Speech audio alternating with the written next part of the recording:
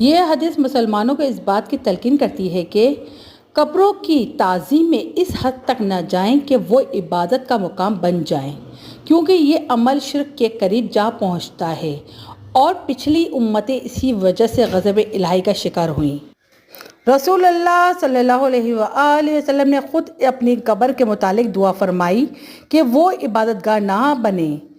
اس سے واضح ہوتا ہے کہ قبروں پہ سجدہ کرنا یا ان سے دعا مانگنا اسلامی تعلیمات کے خلاف ہے۔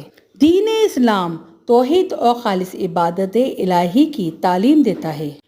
اس حدیث میں نبی کریم نے خبردار فرمایا کہ قبروں کی عبادت کی جگہ نہ بنایا جائے، کیونکہ ایسا کرنا شرک کی طرف لے جاتا ہے۔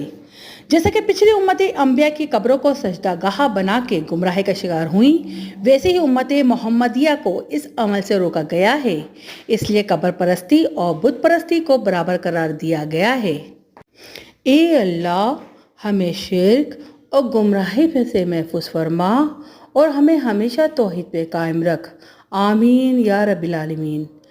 پسند آئے تو لائک کریں، شیئر کریں اور ثواب جاریہ کا حصہ بنیں۔